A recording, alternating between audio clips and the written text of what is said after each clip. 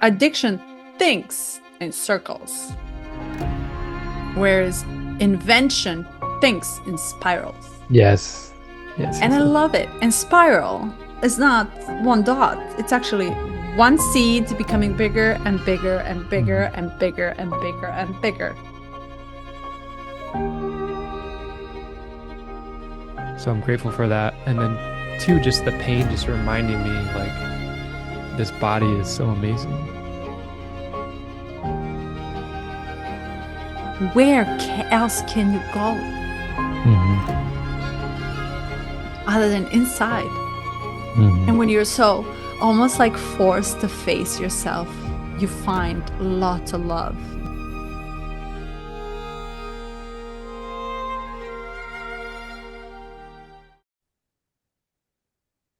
I'll catch you right away. Hello, good morning. Good morning. Can you believe it's January 4th? I can't. I can't. Yeah. I can believe I I've come to terms with the fact that it's January, but if I look back to the last year, Mm, I'm like, what happened to the year? mm. So fast. And it's just going to get faster. So let's Hmm. roll. Okay, let me move my light. Okay, better. And you? How are you? Good. I pulled a muscle in my lower back yesterday. Um, So I'm sitting forward. I'm gonna be a little bit more in your face today. intense. If I Kind of can't lean cool. back, if I lean back, I'll get stuck. Yeah, kind of cool. Yeah, Be it's fun. Yeah, intense. yeah. But other than that, really good. I had a deep realization, emotional realization yesterday, which we could get into, and yeah, life is Emotional good. realization. Yeah, this full moon in Cancer Oh, was it's like triggering. That's where Carly and I have our South Node. Mine's in the fourth ooh. house, and And yeah. So hers? I was preparing for it. I was trying to. I'm like, okay, this is what astrology does. Is it you get a you get a sense of what's coming. You might not know exactly what's happening. I was like, okay, family. I'm like, we got this. And then it just, yeah, really threw me for a loop because the I said to you before what I thought I was doing. Let me just change my name real quick.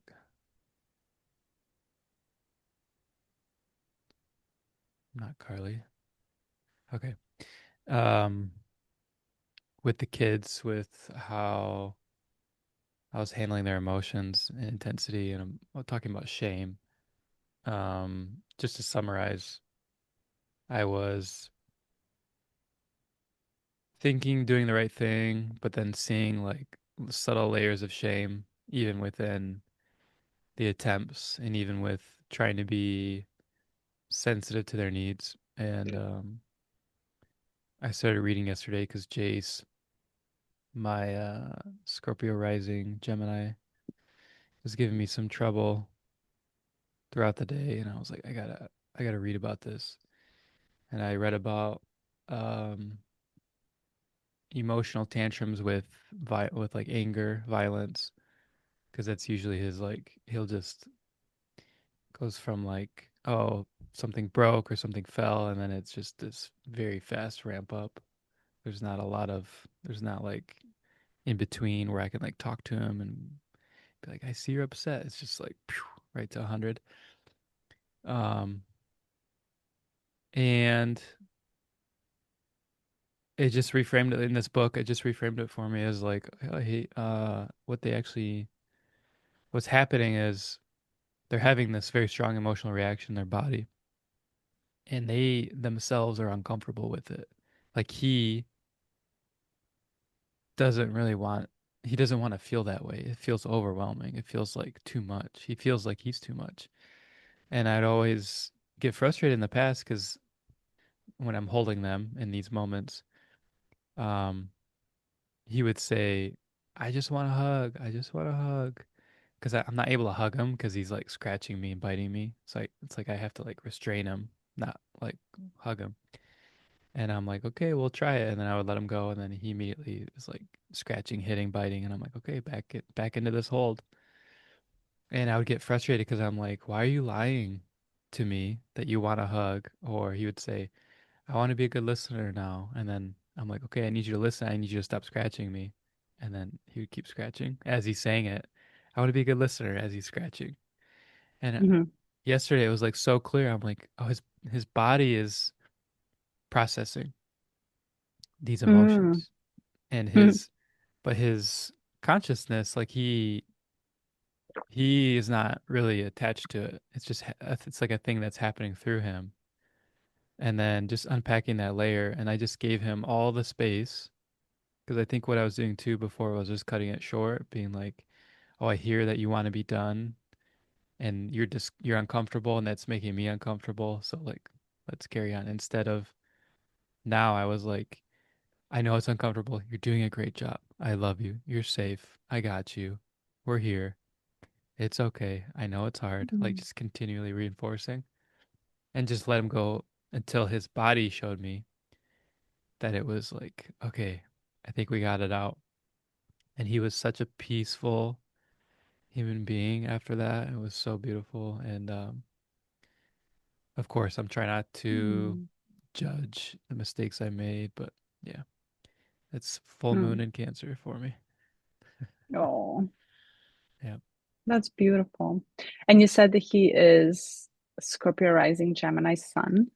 Uh-huh. It's so interesting because they're such a healers, and this is even hard to say. Like the pain is necessary for them to move into another deeper layer, deeper layer, deeper layer, and they Yeah. learn how to seek this, right? So Yeah. it's strangely powerful, which they have to be equipped to deal with their own power because it can they can make you a pain for the Yeah. sake of Yeah. experiencing such pain. Right. Hmm. And it's so, and you on the other side, you don't know what to do, and it's like, how can I help? Hmm. And you know oh gosh, um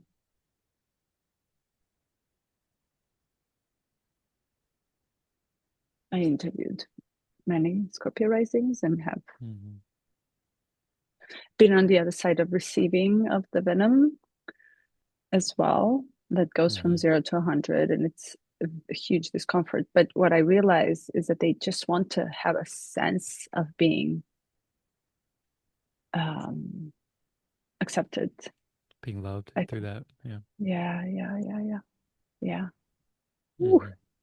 It's like I can Yeah. feel intensity, and it's like, yeah, yeah, yeah. Yeah. No, I'm really grateful for astrology because um, the surface level stuff, when I first got into it, helped with Luca.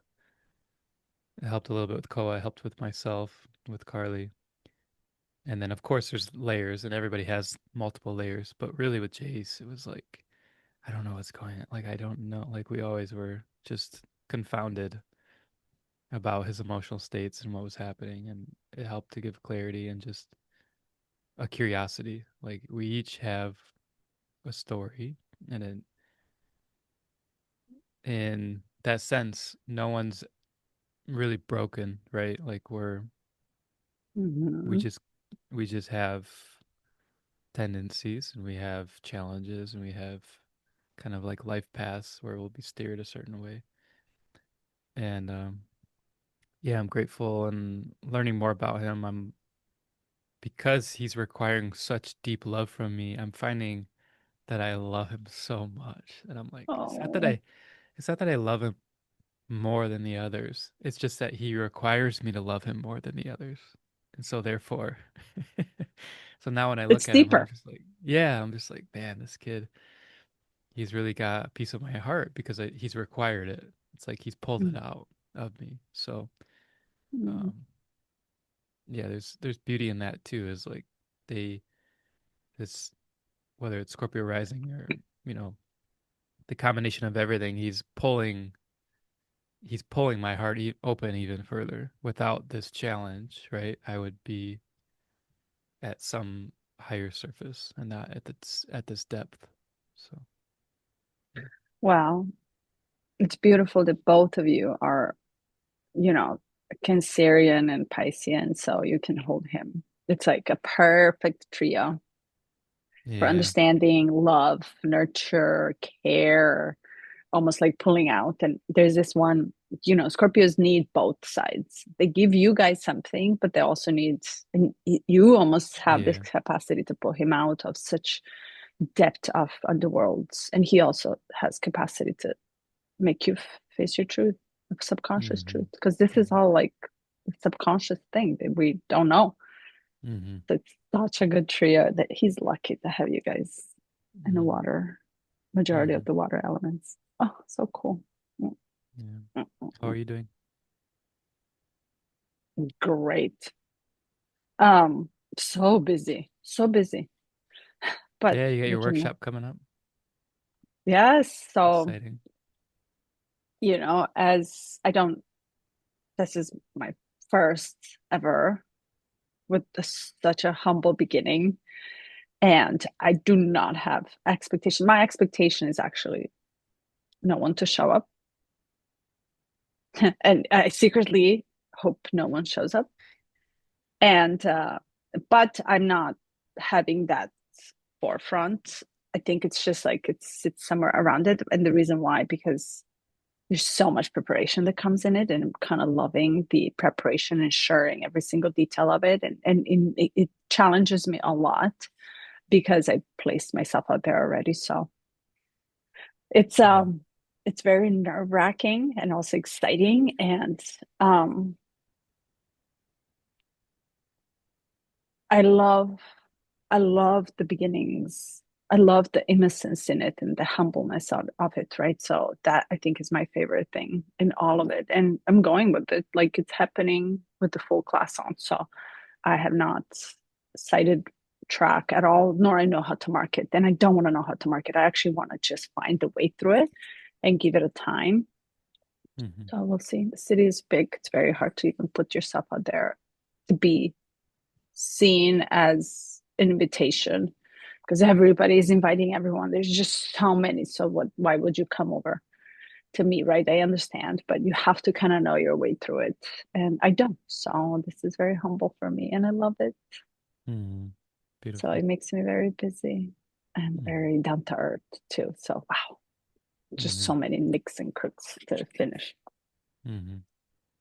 Good for you. Yeah. Yeah. And it creates its own way. And that's coming back to the 53 Jinky. I really didn't connect with this at all, whatsoever, at all. It was the most boring Jinky for me. Ah, my God. I was like, why are we doing this? Is the one that made me wonder, why are we doing this? This is so dumb. Yeah. But I'm coming back to humble myself.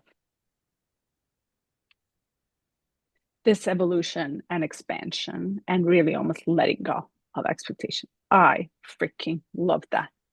And I have started learning that through Vita Mm-hmm. heavily when you're just like your desires, you literally want them so much, and then you let it go. Mm. Oof. This, like, Oof. you let go of everything that you want, but you really have a sense of letting go and allowing it to happen. This, like, field of, you know what? Mm-hmm. This field totally invites surrender. And this is exactly why that's the only part that I actually connected with because I'm in the midst of it. It's like I Mm-hmm. want it, and I actually don't want it. And I want to feel that I don't want it that much. I want to know and feel that I am totally giving, not giving up of it, but giving it away. Mm-hmm. Giving it away so it forms itself without any pressure. Because when there is such a tunnel vision of read, and I love how he invites all the other, like, I wanted, it's such a grip. You almost identify with it so much. And this is where it becomes, like the intention that he talks about is not to gain wealth from it, or be popular or be famous. Like, no, that's not even an intention. Intention is space opening. And when there is a space opening, it takes time for it to open. It actually flowers very slowly. And I like that. And I want that. And for that, I need to surrender everything. Every Mm. time, every penny that I put in, every idea that I had in it. So I know it will not repeat itself. It is what it is until that date. And the next month will be totally something different. So that I can do. That I can do. And I love the tease. And this push and pull. I like that. So That it's in not easy. Yeah, well, no, it's not easy at all. So in Vita and your own experience, when you recognize a desire, or maybe you're sitting with it already, it's very aware. Do you do you play with it? Like, do you play with the desire itself, or like, do you move it through your body? Like, how do you get to this place of? Because you can't just tell someone like just let go of your desire. Yeah, yeah. But you become so acutely aware of what is happening. You're literally bringing yourself into the center, and you're actually paying attention wholly, fully into what is moving. You Mm-hmm. don't identify, you're just noticing. And literally Mm-hmm. you're aware of that something is moving inside of you. And when you Vita is all about intimacy with self that you then share with others. So when you tune into your body, your parts, your organs, your energies, and all these elements, content that we know of as chakra, the center, this serpent, the kundalini, we have the concept of it, so we kind of give it some meaning when it's happening, but not all the time is exactly serpent, right? It's not all the time or wave or sensation, but you have to be tuned in to know. And then you play with it and see where it takes you. And the moment you want more of it, see if you can let go of it. Let go of Mm-hmm. desiring to stay in that state or desiring more of it. And see what happens with it. See what happens. Does it stay or does it disappear? Mm-hmm. Does it expand or does it contract? Is it causing you to fear to close or to open even more? Is it funny? Is it humorous? Is it, it's like, does it make you, do you exhale? Do you inhale? Those are such intimate details of inner process. That's why it's private. That's why it's very private Yeah. to you, how you play with it. So Vita, and you arouse your desire. And this is Mm-hmm. just one practice, like out of 100, like dozens of Yeah. practices. But you arouse your desire. It can be desire that you feel, not that you think of, like in arouse your desire that you feel it inside your body, so much so as if you're about to give a birth to it, and then you stop and you Mm. let go of it. And you literally let go and you surrender and you fall on your knees in a metaphorical way. And you just let it out. You know how we say the sayings like it's in the universe. Mm-hmm. Yeah. It's not like I'm washing my hands, but it's like I've showed up for it and I no longer want to control it going forward. So Yeah. universe, if it's for me, it will be. Same with love, with relationship, with business. And we don't get to have that practice or freedom all the time in real life because it's so, yeah. Yeah. So this isn't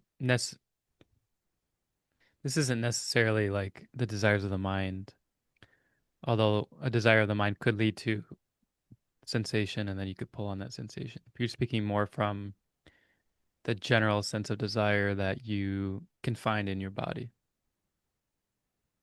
Yes. Mm-hmm. Connection with you. So you don't talk, it talks, Mm-hmm. it tells you. Mm. And Yeah, for that's that, you have great. to get out of your mind everything that you Yeah. know of. But your mind is so grippy. Damn it. It wants it. It wants it. Okay. It wants to take every concept that is rebirthed somewhere in the body, everything. It wants to make sense of it. Mm-hmm. Yeah. and So control. little segue here, but this was top of mind when I was reading 53. I was Mm. thinking about you, and I don't know if you said it last week or the week before, but um, you said, I don't think this ends, this life. You think, I Mm. think whatever happens, I think there will be something after. And Uh-huh. I just took that and, you know, had it with me. And then the kids occasionally will talk about death. I don't know if that's like a normal kid thing, but they do. And they were like, what happens? Or like, where do we go? We go back to Mother Earth, and they were just talking about it. And I was like, well, Auntie Melitza thinks that I you love it. keep going, you continue on. And of course, in this Jinky, it kind of poo-poos on that. So I wanted to ask, like, did you feel any triggering with that? Do you feel, is that part of the disconnection where you're like, oh, not really finding yourself in it? Or, yeah. But you see, what I meant actually when I say it never ends is like when you exit this cycles of what we think of, that there Mm-hmm. must be more. And I had this, when I was saying that, I had this like sense of we can only feel and sense what we are aware of in our galaxy, which we're never going to end up there. We can't end up there, right? Meaning our awareness is limited by default.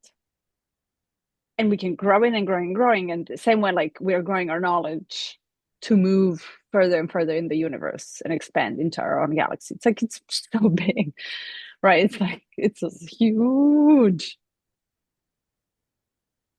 But that's not all. That's what I meant. There's way, Mm-hmm. Yeah. that's what I meant. Gotcha. It's like even if we stay in this frame of whatever enlightenment and getting to everything, is that everything all that there is what I'm saying.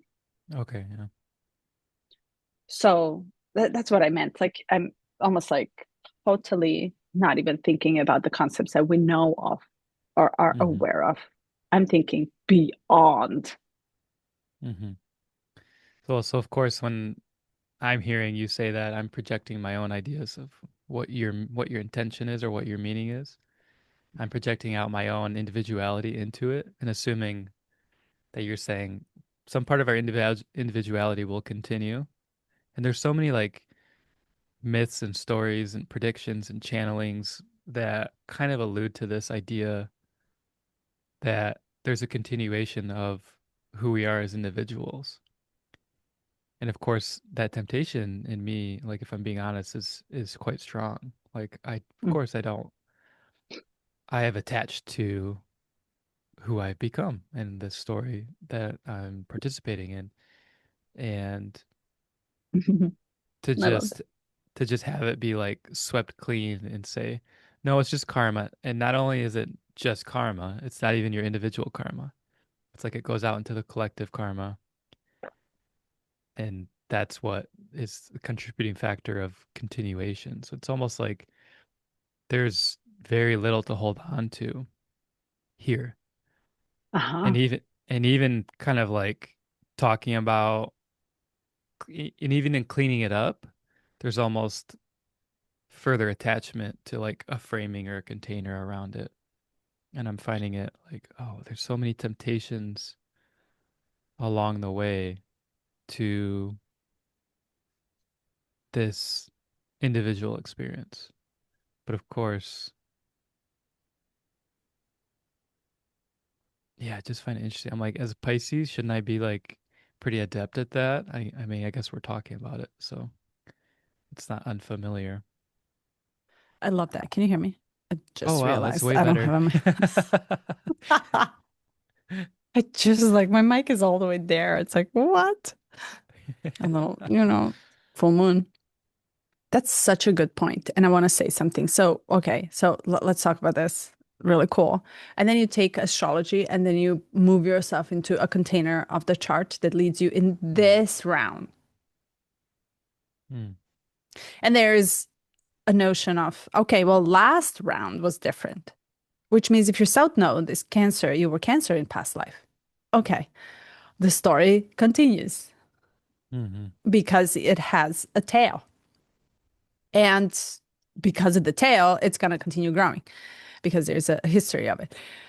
Right. So even that story now tells you, well, in this round and in this cycle, you are supposed to be logical and you are supposed to be fire and you are supposed to run like an innocent child, not knowing where you're going, thinking you know everything. That's your role to Mm-hmm. learn. See, air is rising. So it's like, I would even question that. And I love astrology because it's the only thing I can hold on to. But I love how you said there's nothing to grip on this. The question is, why do we have a need to grip? Mm-hmm. Yeah, why do we have need to grip? And yesterday I posted about the fear because it was part of the program. And I was like, okay, well, what is fear really? And I literally collected 10 books explaining the fear. And it falls down into that basic survival. Yes. Almost like control and power over it, or also even thirst for knowledge that we don't really, we're afraid of unknown and mystery of it. And there's two ways to figure it out and deal with it, not cure it, deal with it, grow awareness that you can do it in a psychoanalysis way, psychological way, and spiritual way. And psychic ways deal with it, Scorpio rising, trauma, explore, extend, work through it, sit in it, simmer on it, make it like so, this part, that part, that part. Affirm, train your mind again to have a different story. And spiritual way, it's like, well, see if you can let go. That the fact that the death is just a concept as well created in our mind, and it doesn't exist actually. Can you go so far to see a bigger picture of it all? And how big is your picture? And is that big picture actually really frightening? Can you take nothing? Can you take and can you face the void? And it's like we have unconscious fear that we have to question. Is my thing? It's like question it, question it, question it. Is Mm-hmm. it valid? Because most of it doesn't materialize in the form. It's not Mm-hmm. becoming concrete that you can hold on. It's actually immaterial fear. There's no tiger running that I have to fight freeze. There's no tiger in Mm-hmm. my environment, right? So very interesting. Sidetrack. Yeah. Oops. No, that's so true. But right, so your chart is bringing you back into the same exact cycle for your understanding that there is something after and that you're leaving a mark. But what you're saying is that it's not the mark that you're leaving only for yourself. You're also adjusting to or contributing to the collective consciousness. Yes. And there's even a nuance there too of like the language using my contribution. There's just like there's almost like assumptions that there's continuation of what like this I, this whatever this is. This will continue. It's like, well, I've contributed. And there's this subtle assumption that exists in the background of like essentially what I'm saying is we don't really have the capacity to understand death or Mhm, to or to even hold it in like a conscious like we can't really hold it in our consciousness. And mm, maybe that's why this is so boring. I also found it very boring because he's like truly the the deepest conscious layer we can hold is one of silence because mhm, it's like you're a tree in nature. You don't there's nothing to say. You're just participating in the collective perfection that exists mm, and the harmony that and the balance that occurs through space and time. There's nothing for you to really reach for or grab onto or hold on to. You just it's just continuous silence, and in that silence, there's nothing, there's no grasping point. There's just not even letting go because you never had anything. So it's just Yeah. like, yeah, just kind of, you and I are probably not the ones to be exploring this gene key and kind of like leading others in it because with Gemini for you and with Aries for me, it's like, yeah, we're gonna fight a little bit against that, or I'm gonna butt my head against it, and you're gonna talk your way through it. So, No. I love it. You already know how we're going to react. But I found, and I love how you said that. It's like we don't have capacity to hold the depth as a concept inside of us. That is such a cool thing that you said. It's like, yeah. that is true. Like, but okay, this is what invites the contemplation, the directing of the mind, right? Hmm. And directing of the mind is telling the mind to concentrate into this one spot, one dot. So you train the mind how to do what you want it to do. And that is also a prerequisite to come closer to self and come center yourself in it. And all this path is like, I was interviewing my mentor the other day, and she goes like, to me, I wish it's so linear. It's not linear. It's like hoppy, pivoting all the time. It's like, well, maybe this and maybe that and maybe this. It's almost like you learn how to trust that of plan A, B, C, D, E, and G. Because I never even thought I would do this. And 30 years later, I'm doing plan C. I'm not even doing my plan A. And Yeah. what got me to that is like almost like flexibility to pivot and change and being just curious about what can it be and allowing it like have a healthy dose Hmm. of this like I coined this earlier this week, itch for an inch. Wow, that is wild that you said that. There's some Why? crazy synchronicity there. Why? I Ah, love it.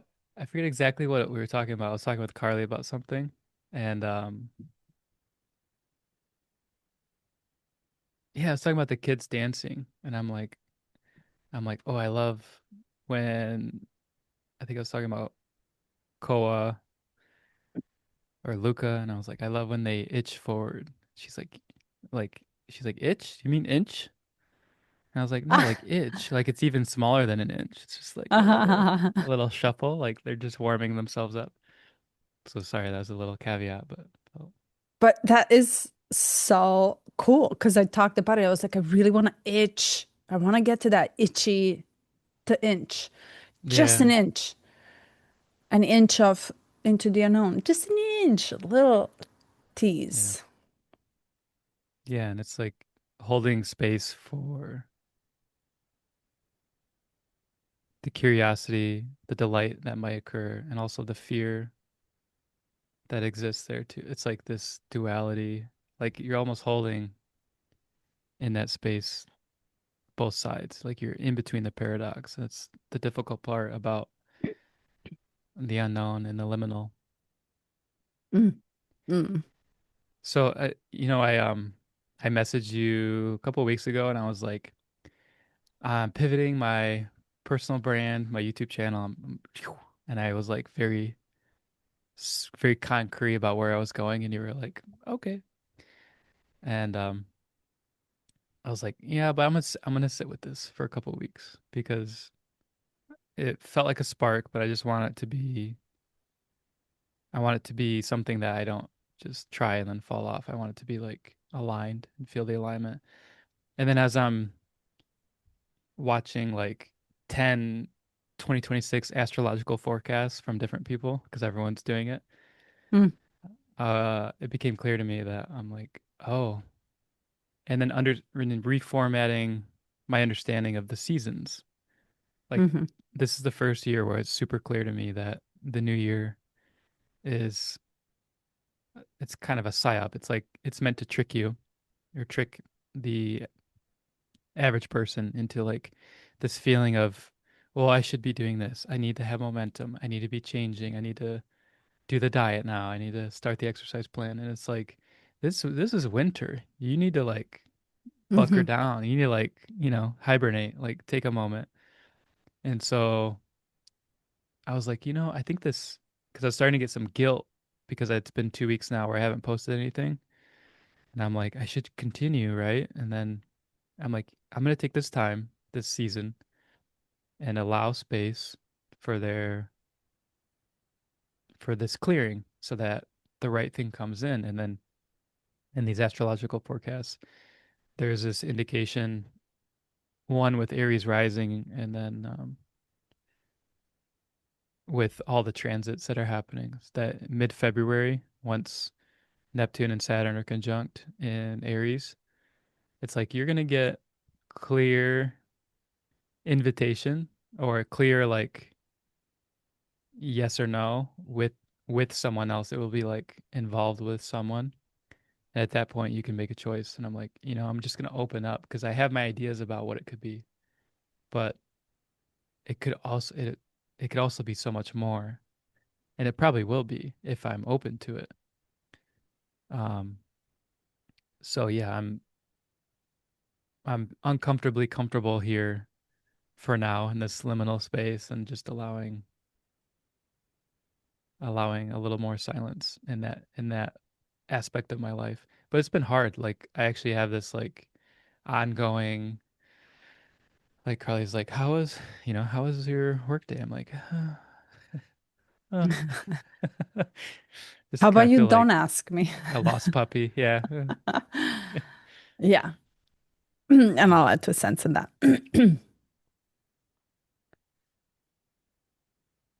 The itch for an inch and slow. The itch for an inch. It's such a good thing to practice. And the itch is that what is brewing inside. The inch is you literally, you yourself having an understanding that I've done an inch today towards something that I do not know. Hmm. And I think here is where that safety, no agenda, no judgment. For you to feel safe to enter into the unknown, you have to have no agenda. Can you do no agenda and do an inch when you itch? Hmm. Yeah. And I think, okay, so when you germinate during the winter, the seed, and I don't know, have you ever, I don't, so you in Hawaii, you have one season with Two seasons. Yeah. 2 seasons. Where I come from, we have four. And my mom, all my life, we had a garden. But Hmm. we propagated everything. And you literally go in the neighborhood and you take a little Hmm. bit piece of it and then you propagate from it. So we propagate. This is why I know how to propagate all my plants. Hmm. But you put it in a soil in a winter time and you cover it. Watch now. So rose, for example, you take a stem of the rose and you cut it in a diagonal. You don't do it like straight way. You cut it in a diagonal and you literally put that stem on the row of the rose in the soil and you take the jar and you put it over it. So what that does is like covers a little bit of the cold air and it Hmm. creates a little hotness inside the jar. Hmm. While Some moisture. it's a moisture, yes. And it sits there entire winter. Hmm. Entire winter. Without it, it wouldn't survive. It would actually, so you almost have to cover yourself in order to maintain the green stem and in order for you not to freeze to death. Hmm.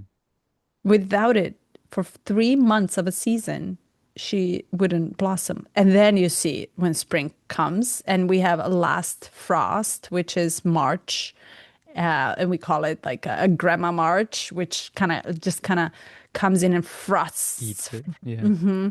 for the last time. And after that to take over, to take Hmm. out. And it's such a beautiful process because you're right. You have to protect your your energy.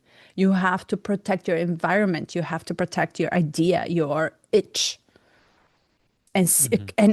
and then you think, well, inside the soil, she's not just standing; she is Yeah, she's slowly rooting down. inching, Hmm.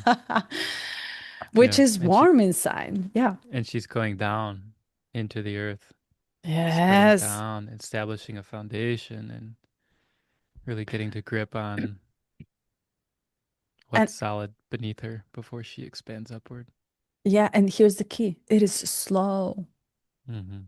It's a inchy, slowy. And I love how he brings us back to the nature. If you really look at the nature, Hmm. it's like we are, by nature, and we ignore to look into the nature. We ignore it. We ignore it. We think we're bigger than that. We think we can control Yeah, it. We can't. We're part of the nature. We will absolutely dissolve into the earth. yeah, yeah. And this goes back to, in some way, how the calendar tricks us, how the modern calendar, the, The you Roman know, calendar, you mean? just this 12-month, yeah, whatever this is. I don't know what it Roman is. But imagine the Catholic. calendar was 13 months. It was based on the moon, 28 days. Every month Mm-hmm. started with a Sunday. Mm-hmm. It's like then it's meant to disconnect us from nature because we would be more aware of like the moon cycles and then we'd be more aware of how it affects us. Because if it fell on a Sunday, it's like, oh, again, oh, why am I feeling this way? And then you start to reconnect it. But that's part of our past and it was disconnected, right? So, Mm-hmm. um, yeah, it's interesting. It's like in this time where I'm not chasing anything. I'm not like putting myself out there for this moment. I'm like really establishing. I'm like, okay, astrology is so deep, and uh, two, there's this aspect of like I stopped reading. I think 3 months ago because I was like, I think I saturated. I kind of oversaturated, and I tend to do that. And I was like, I just need time to integrate before I'm able to dive back in, and I'll just be like hanging out at night while the kids are falling asleep, and like something will pop up and it's like I can feel like the pieces are coming together now, this Mm-hmm. integration period. And so we often discredit periods of silence or stillness or the winters because we feel like nothing's happening. But Mm-hmm. it's amazing how essential that period of time is, that process. 100%. And this is where, um, coming back to the Romans calendar, it did not change. Right? It's a mind-boggling that it didn't change, yet we are changing. Yeah. So why wouldn't it change? Why wouldn't it evolve how we evolve and follow our own evolution? And when you say it's like it's a crucial for me to sit and relax and rest in hibernation. So watch now. What you said earlier, it's like, oh, I launched the fire and then Hmm. I felt guilty because I did nothing. Do you see the Hmm. fear that you just caused yourself? It's like almost like, and then you present yourself into the world, and then you get additional judgment for not doing anything Yeah. from the world Hmm. who's not even, it's not part of you. So what if you sit? So now you have to sit with this. And the guilt is actually almost produced by such a high expectation of yourself without considering the rest, without considering to come and go and let go. And you see how it switches when you become, it switches when you say, listen, I know my role, bam, bam, fire, explosion. And then you just let go of it. Yeah. It's not like you don't want to do anything about it. You're letting go of controlling anything. And then you actually are not guilty, meaning you don't have a sense of being hard on yourself for not doing anything. And to do that, it's like you really have to almost like, this is why people don't say what I don't want to say it. I have a lot of people that don't want to speak about their ideas because, it's not going to happen. It germinates inside of them. They want to be prepared. They want to make sure that everything is set in stone. So, what if it's not set in stone? Can you allow it? Can you fail with it and allow it and not think that you're failing, rather than can you launch the explosive idea and let it go? Mm-hmm. Let Yeah. it become what it needs to be. The fact that you had an idea and you had such a fire and passion about it is, to me, very rare to find. That is the fact Mm-hmm. to celebrate. That you are consistently coming up with the ideas, with the ideas. So you come, you don't do anything about it. Now you have to deal with it, but don't let it stop you. Which is why, okay, I can go on a tantrum on this, but which is why we're not programmed to support one another when it comes to that. I didn't know what else to say other than, okay, great, next. But I'm not expecting you to complete it and be like a multimillionaire in 2 weeks. That's insane. It's we by Mm-hmm. the mind will tell us like the goal will set the goal that we will not achieve. Imagine mind sets the goal that it's too big for us to achieve. We freak out and we stop. So Mm-hmm. itch for an inch. And by nature, we're slow. We should be slowing down the process Yeah. rather than actually going and expecting, because, that's a totally different shadow, sir, Yeah. Yeah. of wanting all for self and greed and stuff like that. So, how about you try to itch for an inch and allow the inch to happen? And I don't care what others have to say. See? Yeah. And it's, if, yeah, beautifully said. And I think what happened too is, uh, I dropped one thing and then I immediately loaded up the bow with an arrow. And he says it's like a bent arrow, right? Mm. And I loaded up with the bow with an arrow and I was like, I can't quite launch this arrow because I'll have to go with it wherever, however far it goes or wherever it goes. I'll have to go with it, and I'm not sure I want to go that direction yet. So it's Mm. like, it's almost like I'm just gonna put the arrow back and just take a moment and just see because it's like since we're talking about bow and arrow, if you're hunting, right, and you have an animal, and my buddies back home, they hunt, and they're like, when you first start hunting, you have such intense reactions in your body. Like your heart starts racing the minute like if you first time you see a deer. And my buddy said it's like you have to establish a ground floor so your body has the awareness of what's happening. And then Mm. over time, you're able to like, okay, that one's too small. You're able to be more rational, logical, and you're waiting for the more mature animal because it's a better kill, right? So in that sense, it's like, of course, and speaking of maturity, this is an immature shadow here. So it's like in the immaturity, if I was younger, and this is what I used to do when I was in my 20s, is I would throw the fire out and then I would call 10 people and I'm like, I want you on the team. I'm going to do this. We're going to do this. And then I would call a meeting, and this actually happened. I called a meeting and I set up a presentation. I did the meeting, and I remember looking at everyone that was there and thinking, no one wants to be here. I love And it. none of them are connected with this idea. I'm like, what happened? It's like that it just took me and I had to go with it at the time. So now in this maturity, it's like,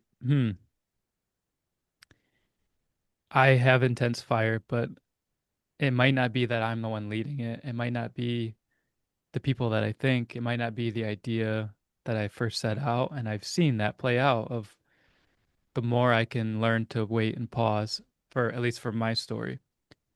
I I have multiple experiences where it's like it's more fruitful in that way. And we're moving at the end of the month, and it's in such a way that You're moving I, yeah, we're moving in just LA? down the, yeah, no, just down the road here. But Okay.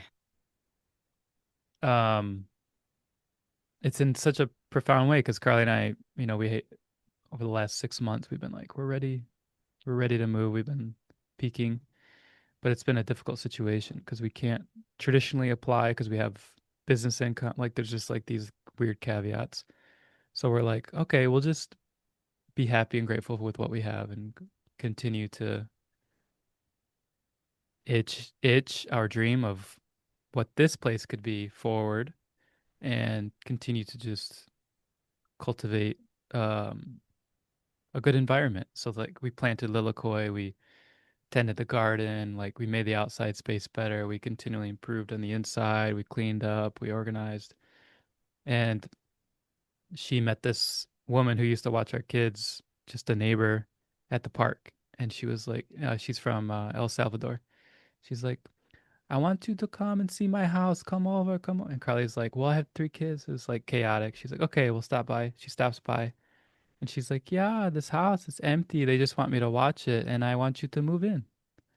And she was like, Ah, okay. I And then love it. she reached out to the woman who was managing it. And then it turns out it's one of the kids' friends' grandma. So it's like another connection. And she's like, oh, yeah, I've been praying for someone because it's a very unique situation. Like, not many people would take this because this woman is living there currently while she waits for governmental housing help. And then she's like, and the owner who lives in Saipan wants to be able to come back 2 weeks a year and stay here. And we're like, sure. Like, if we're getting a discount on, we're getting like a huge deal on it. And it's like, I just turned to Carly. I'm like, we can't ask for more synchronicities to occur to tell us that this is the right move to make. And it's like, and it didn't happen until we let go of the idea that we need to move, right? I was just about to say, so you were open to receive Mm-hmm. what is meant. And I think this is where it's like you had no idea what you're about to get. And if we think, like, imagine,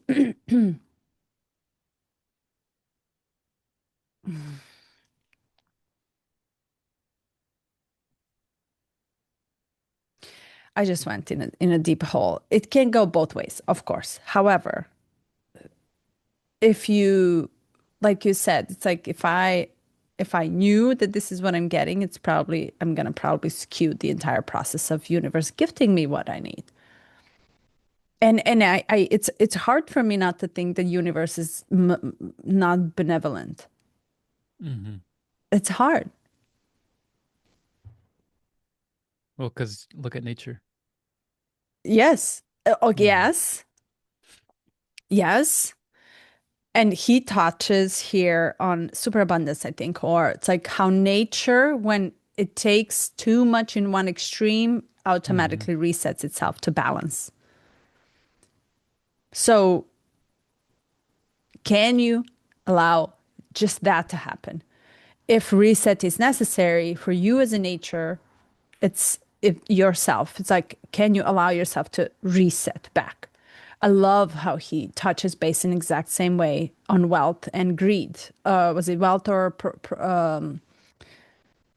Prosperity. prosperity? Two different things, right? So prosperity almost feeds itself out when until it needs to feed itself out.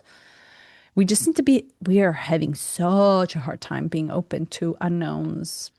Yeah. But I think this is becoming maybe I'm sensing this in me. What you just said is like, okay, well, oh wait, what's your name? Sure, I'll stop by. Yeah. Yeah. And then bam. Mm-hmm. And when you really go back and look into how many times you actually shifted your life totally in a very different way with something that you could, you never thought it will be. So it was just like, oh, whatever, let's just go. Yeah. Yeah. Mm, Random. so cool.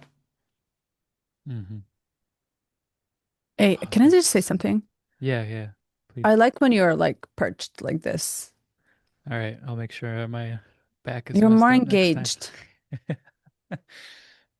You're more engaged. You're like you Yeah. wanna see. Yeah, I can feel myself more engaged. It's like my spine has to be very straight right now because the Yes. relaxing is what I don't know what's happening, but I I'm like sitting it. here I'm sitting here contemplating because I can feel the pain, right? So it's there's like a subtle awareness where as I'm talking, isn't it interesting how thoughts work? It's like you can have layers of thoughts kind of happening at the Mhm. same time. But I'm like, well, it is making I'm having to be straight Aroused. and I'm yeah, right, the arousal of the body and it's causing my mind to be really engaged and I'm finding less barrier between saying the right thing or like trying to find any like it's just like a natural like it's available. Like my voice is closer to you, right? It's like my eyes are closer. So Nice. I'm noticing, and this is true with many things, is like you can actually allow the body to lead when the mind isn't ready to or not. And then eventually the rest of the system catches up. So, I love that. mhm. Oh, Great. I had, Mhm. yeah, great. I had something to say and I lost it. But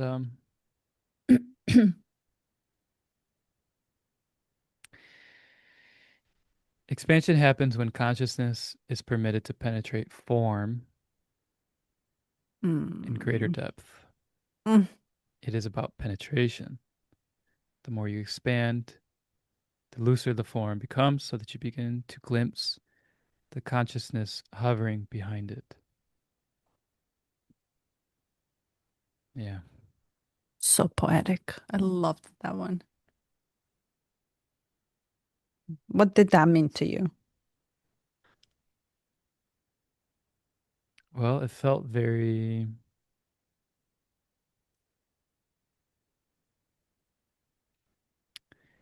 feminine in the aspect of the universality of it's like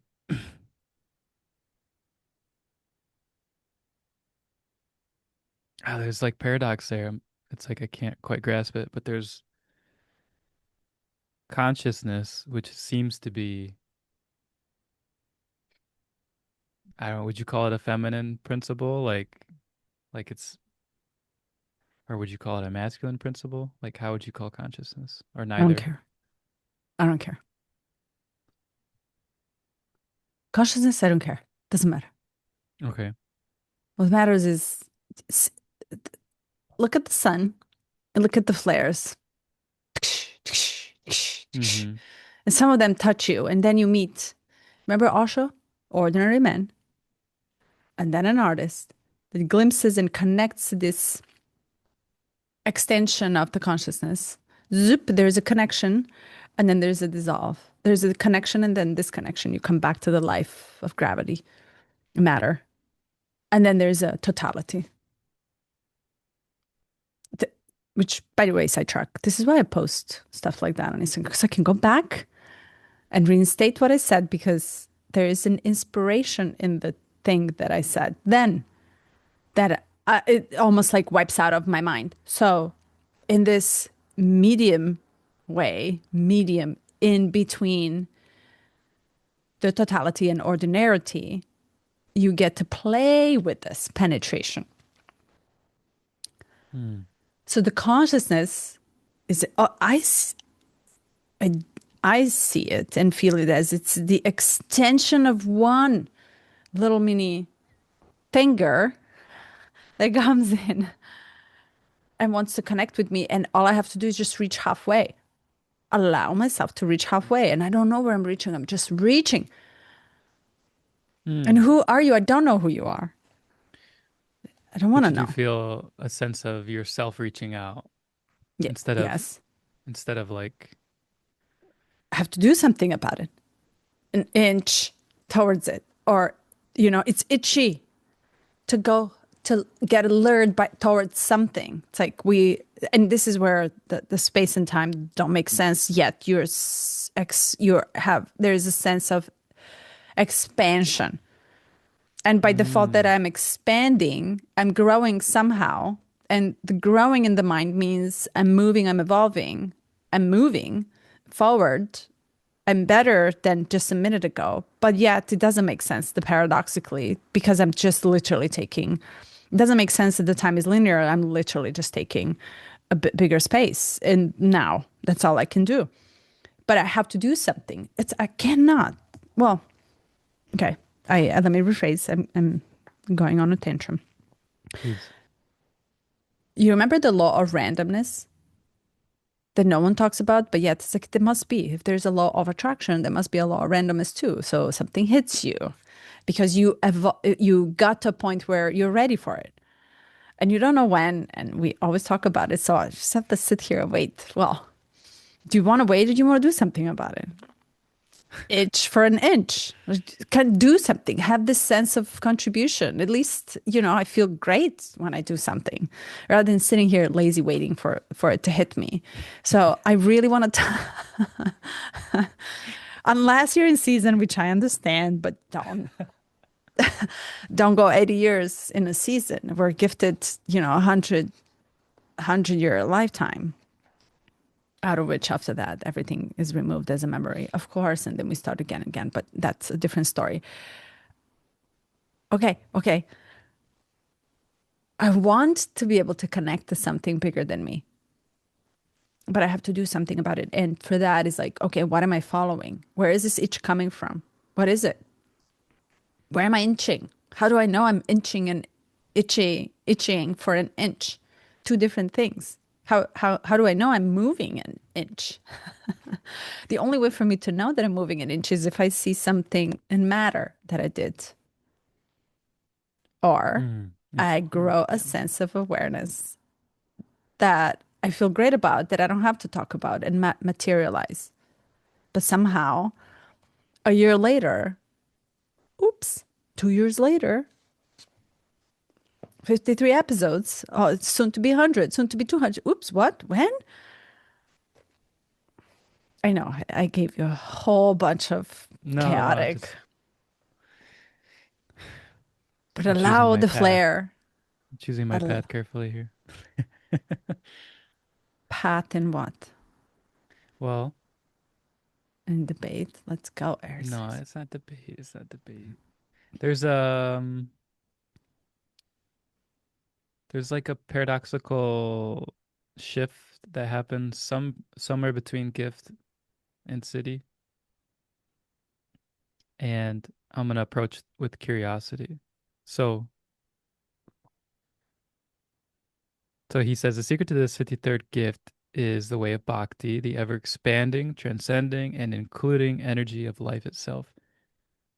It, it requires that you allow yourself to be swept aside by life, letting go of all definitions of who you are and where you think you are going. Once you make this shift into your heart, you will find your life to be much simpler. Mm-hmm. And he's talking about how this law of simplicity allows for the greatest prosperity there is. And then in the city, it's called the end of evolution, which is like it's a, so it's like so far I feel like we've only just been through shadow and gift, and I'm gonna approach with curiosity. What do you think about the city? How did it feel for you? Where does it take you?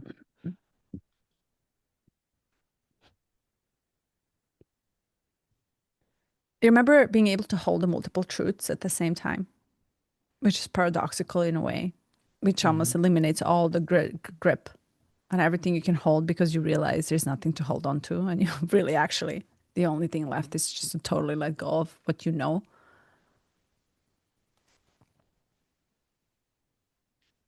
I think we have way to go to that point because this life is too good. Yeah. It's fun, it's adventurous, it's full of journey, trials, errors, self defeat, self sabotage. And I love how he touches really maturity is growing the awareness of that exact thing, of how complex we allow ourselves to be. And we just like, your schedule can be real busy if you really wanted to. You can fill it up, but can you sit with it? What is the exact opposite of it? So I loved it, but also I know I'm totally mature. And I also know I like being immature in many ways. And I'm trying to mature, and I don't know what maturity is for me, other than the only thing that I know is that okay, now I'm aware of a lot of things. Now I'm aware of a lot of things, which by the way, sidetrack as well. When I have so much coming in for me to say, I start mumbling the words. And it happened Mm. to me a lot because I get so excited where I feel like the two worlds meet and my brain totally goes, explodes. And then I'm just, and I don't know what I'm saying. I'm literally twisting my tongue to explain something I will never be able to say in a word. And I laugh Is at this myself. This happens often. is this by yourself or with others? Oh, well, it never happened with you, but it happened with other people when I'm Mm. like, Mm-hmm. I just, and I Mm-hmm. literally just like enter into some radio station, which is just a Mm-hmm. noise. Mm-hmm. And I love it. And I laugh at it every time. So it literally just happened a second ago when I was just like trying to put it out. But I love that. I love chaos that comes out. It And reminds me of I can't remember the guy that wrote the Book of Truth. He channeled it. When he channels, he speaks really fast, mumbly, and then he'll repeat it slower, like do a sentence at a time. oh, Have you heard this? Paul, Paul Paul, Salig. yeah, Salick, yeah. Oh yeah, he has to come back and reset. Yes. Yeah. Mm-hmm. I went to see him. Yeah. But to come back to okay, um I'm growing awareness. Mm-hmm. And I'll continue because that's the only thing I know how to, and I know how not to at the same time. Yeah, yeah. Mm-hmm. And the only thing I have sense of if I'm to land back into this body, into the earth. But I cannot go to bed thinking that's all. I can't. And I also cannot go to bed to think that, oh, we must be from the same, whatever soul, blood, earth, planet line. Right. Okay. Meaning, Meaning, um, there is a sense that I am, mm-hmm. and there's a sense that I am with souls that I deeply connect with unquestionably. That includes my mother. I'll just give you the example. My mother, not only Mm-hmm. on genetic level, but deeply on the soul level. We understand one another. And when you and I continue 3 years later to be very deep into it, there is a sense that you are and I am not similar, but almost I get you and you understand me, right? So it's almost like it's this, it's not Bond. even belonging. Yes, right? So it's Mm-hmm. like there's this connection. It's like glue. Yeah. And almost feels like we're alike in that. We are Mm-hmm. like to like in that. And so yet someone else can come in and be like, we had guests on the podcast. So it's like, no, no, no, no, absolutely. There's no alikeness in it. But it's like we either belong into the same field of cosmos or we belong into this from the same temporary field of energetic movements in cosmos, right? Until we are, and then we're not gonna be, whatever. And then there's a totally different field on the opposite side that it's equally powerful, right? So it doesn't negate the existence of not alike energies that you cannot bond with, but there's a sense of being in it, which is Mm-hmm. confirmation that it's okay, it's fine, it's gonna be fine. And why I say this, because he mentions also, how did he say? I know I'm going a lot around, but I know my train thought. I want to just come back to it. Oh, okay. He talks about this in the shadow. Then we think that we're coming back into the same bloodline genetically, right? And then we incarnate back in the same culture, in the same line, and etc. But no, this is deeper, deeper sense that I can never explain. It just is. I don't even try to make sense of it. So I'm going either deeper, deeper, or wider or higher into something that I will never actually explain that it's outside my genes when it comes to these bondages or these like alike energies that I feel very comfortable with. I feel home. And to me, that far, I can go with my awareness. I can go that far with my awareness to trust the unknown, trust it unquestionably. Mm-hmm. There is more after that, for sure, until there's Mm-hmm. nothing left. And what is that more? I don't know. So to answer your superabundance, it's like it's shocking to realize that there's nothing. And we're gonna get shocked. But before I get there, I want to just grow in my awareness. So I prepare myself to be shocked by nothingness and void that I could right now, at this moment, cannot survive. Did I answer your Hmm. question? Yeah, I think so. I'm just trying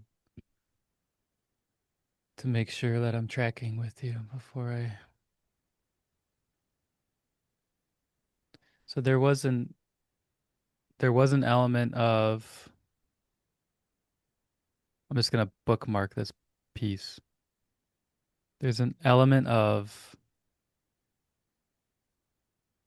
glamour, desire, like the richness, right, of experience expansion. That's I'm just bookmarking that. But then this, what you're speaking on just now is more like an inability to hold it, an inability to process, or yeah,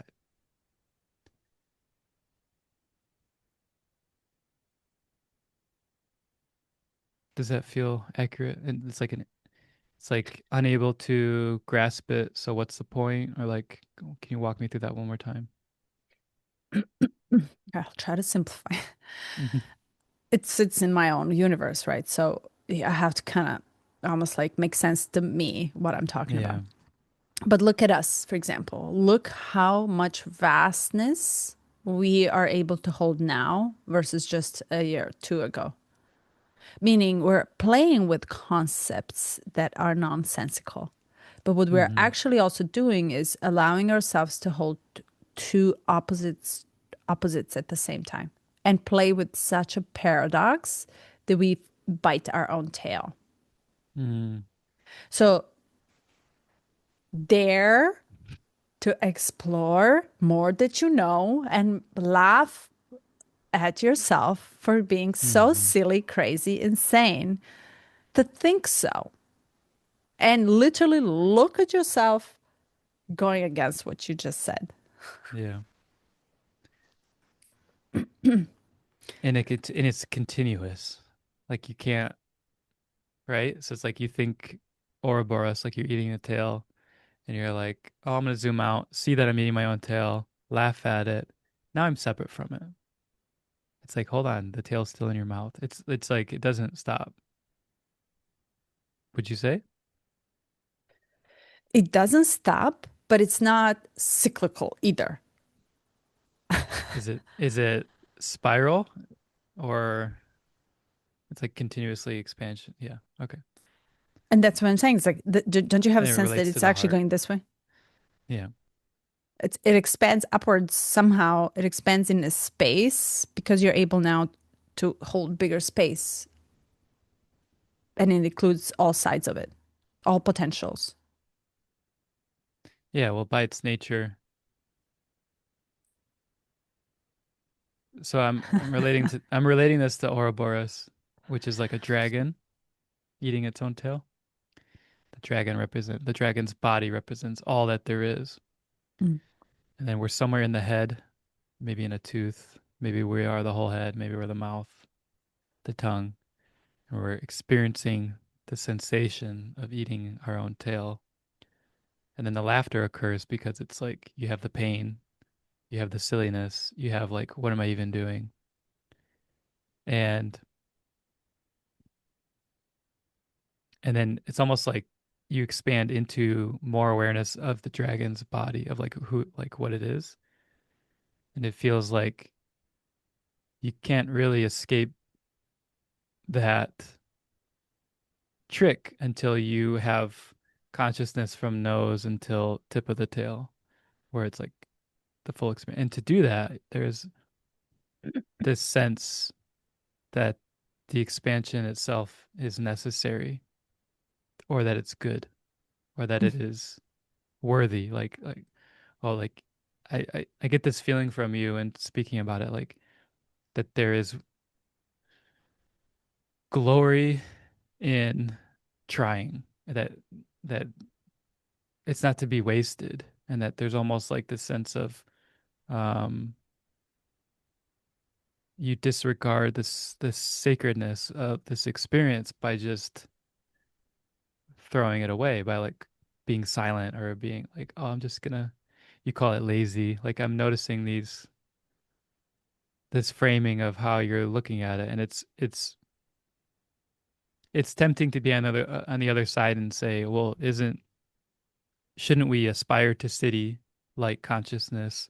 Shouldn't we aspire to drop everything, to and to be nothing, and to allow everything? And it's like there's a trap there in the snake or the dragon eating its own tail, because you could get in that space thinking that you have transcended, but you're just now you're sitting in the nose somewhere and you think it's like a dark cave, like you can't see the light. I don't know. Just I love it. I love yeah. it. But you're right. Go to city right now. Go for it. Mm-hmm. Do it.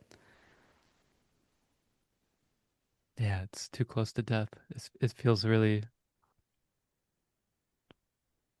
far away for me. Right. So it comes back down to itch for just an inch. And this is that slow process of nature. Mm-hmm. We can't jump into it no matter what enhancements we do. We can tease ourselves with it, but we can, what we can do is inch towards it Mm-hmm. Mm-hmm. and experience something that it's, the see, the experience of moment of now of something else that I will not know what it is and play with that dance of unknowns. Me. And I say, of course you're going to be on the opposite side, but how am I going to stay on mine when you're on the opposite? How am I going to stay on my track? I'm going to stay on my track because it's rooted in everything that I'm becoming. And then you're going to oppose me, and I'm just going to, I can't, really want to get to a point where I laugh at all opposition. And the laughter comes from the heart, as he says. And I don't know if you ever had experienced the well, we know of kundalini energy in the body when it starts from the root chakra and it's activated in the genitals through the intimacy of process. But have you ever experienced laughter through orgasm? Laughter that you actually can't Yeah, I stop have. laughing and crying because it's coming out through your heart where your mind doesn't belong. It's like you explode in wonder, in magic of nothingness, and Mm-hmm. you literally stop. Mm-hmm. So, itch for an inch, just so we can have a belly laugh a little bit Mm-hmm. Yeah. and find the humor in all of these trials. Yeah, Yeah. Yeah. Thank you for that. it's He funny. says, yeah.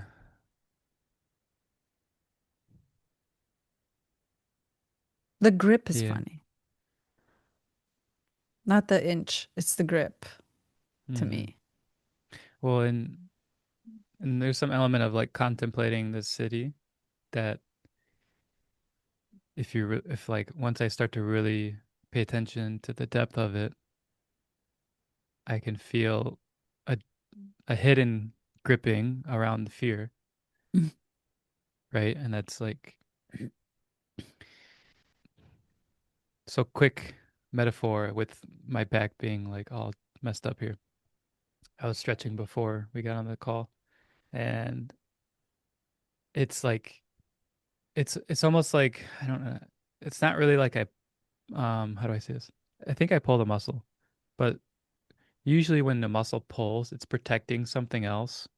It's a sheath layer, it's a higher layer where it's protecting some ligament or a tendon so that you don't have further damage. So it's like it's You pulled something, and then the body's like, okay, now all the muscles around it are highly, highly activated, and that's the pain that I'm experiencing. It's just like it's basically like you've been flexing nonstop, right? So you get tired and it hurts. And I'm stretching, and so everything is like super tense, and I'm just breathing, breathing, breathing. And you normally you could feel this is stretching or with yoga, like if you do this often, people know what I'm talking about. But this is like super clear because it was completely unconscious, this tightening. And then as I'm breathing, so it's like this is just steady state, like not really aware that I am flexing. And as I'm breathing and I get into a stretch and I'm feeling pain, and then there's this really, really subtle like itch or twitch that's happening, Uh-huh. and then it's like undulating. It's like testing, like, is it safe? Is it safe? And then slowly, like so slow, like so, and this is the process of intimacy. So we see it manifest in many different aspects, but in this way, in injury, you can feel it if you're able to be with it instead of Mm-hmm. medicating or treating or saying, like quitting, giving up.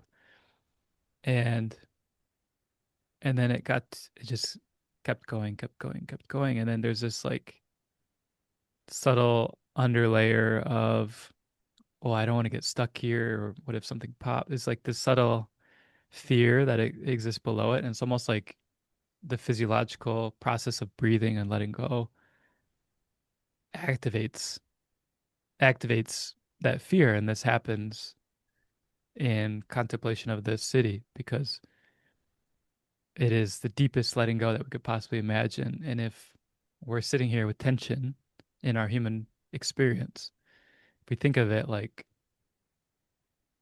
why are we laughing at this experience? Because we're so tense. We are holding on to so much. We are gripping onto identity and to this form and to all that is.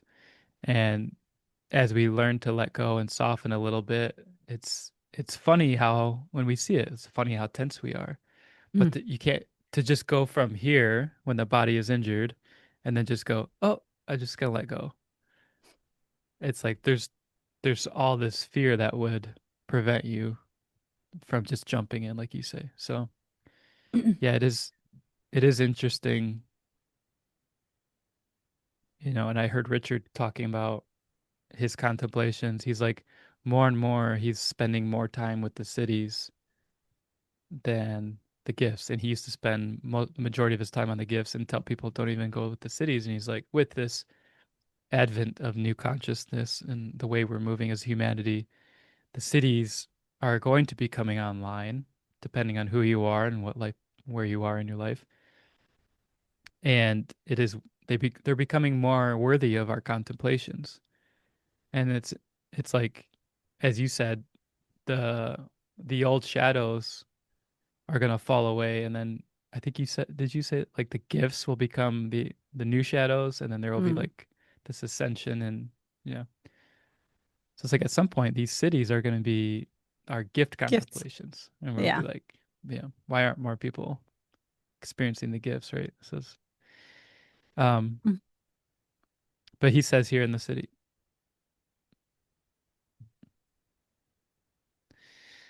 consciousness itself, what is superabundant or what continues, is consciousness itself as it endlessly penetrates the collective and writes the story of evolution. So it's again letting go of this individual experience. But he says this was key for me of like why it's not appealing or why this is like boring. He says, is the city of superabundance is perhaps not quite as glamorous as it sounds.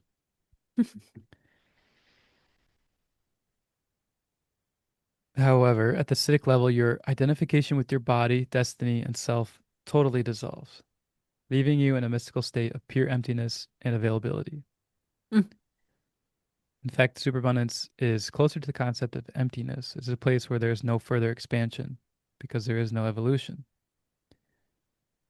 If you identify with the form of the world, you are identified with change because all life is programmed to evolve.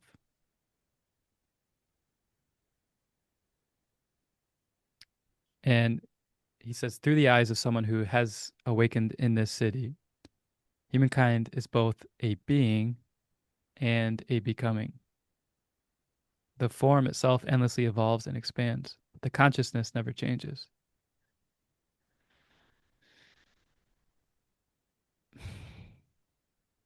I know I'm just reading, but like, there's no point in me talking when this is. So, in here, humans have made a basic error. We have identified with the instrument of our awareness, which expands according to the laws of evolution.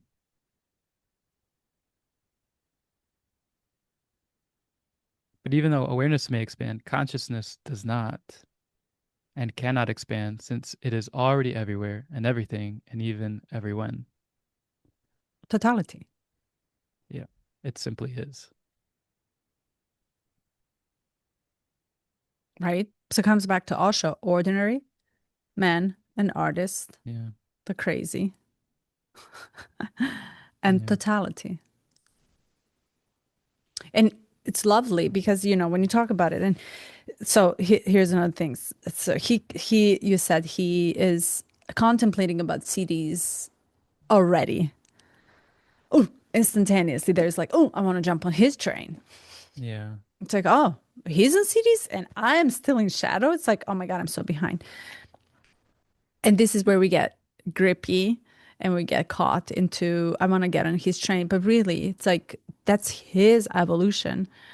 And my own path is different from him.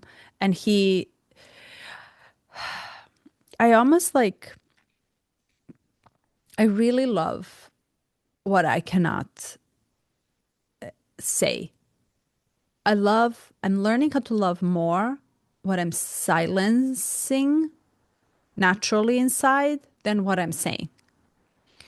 And the silencing inside simply is only known to me, in which I find myself more, that I don't have to Mm. explain, right? So, and only Mm. for the sake of, it's not that anybody is going faster, further, or higher, or deeper. It's just that anything you put in the word will be, will invite some sort of fear, is how I Mm-hmm. understand it, like one or Mm-hmm. the other way. So I think really when we go back to when we started our show, we the intention was to get totally, utterly confused. So we don't have to talk anymore. Mm-hmm. So to get to that totality of consciousness that he's talking about is really less and less words. And to go through that from ordinarily man who explains and justifies identification of him with everything that he knows of through the words, thoughts, to the artist who does not identify anymore, who is itchy to create and let go into the parts of insanity, to a poetry, which has one word, much bigger meaning. You're no longer choosing words, you're left with less and less words, which are simpler and simpler and simpler until there's no words. Mm. I love the we're in between. To me, we're in between with Richard together when you really think about it, because he's still doing what we're doing in just a different format of explaining. Yeah. But I think that awareness and opening oneself to what we actually don't know, even beyond cities as a Mm-hmm. potential, and playing with that fear Yeah. of what when it arises. And yeah, I think we're doing great. Mm-hmm. Ironically, we're doing great as a humanity, as a collective. Mm-hmm. Never thought I'd say this, but yes, especially not now when it doesn't look like it. Do you think? Um, mhm. Oh, what were you gonna say? Go ahead. I just wanted to probe on your view of language a little bit more. Do you think language as the tool is either contractive or expansive or neither, or it depends on context, or It's limiting. And it's a tool we use to defend ourselves too, yeah. to protect ourselves. And boy, is it painful too. It's dangerous, but it's also very limiting too. Especially if you're an ordinary man, you use it as a weapon. If you're an artist, you use it to express what you cannot. To Um, touch, yeah, yeah. to itch forward. But as an artist, again, you're touching something. You're actually entering into the second world or the different world from where you are. And you're now dealing with two different worlds, three, Yeah. four, five, who knows what, how many. And you're literally tasked with expressing in a digestible bite the same Mm-hmm. for self, others, and ordinary. And of course, some will understand, many will critique and judge because they can't get to that point. Little will accept and honor. And then, ironically, you'll be celebrated after you're dead. Mm-hmm. But Depending. depending, well, we're Yeah. evolving. We're doing great. Yeah, So, oh, mhm. go ahead. You have to go. Yeah, Okay. I need to go and move this energy in my body. All Are you right. good? Mm-hmm. Thank you. Okay. Love you. The serpent path next week, by the way. Speaking of Really? Ouroboros. Yeah. Seriously? Yeah. Wow. Okay. Okay. Bye. Much love. Ciao.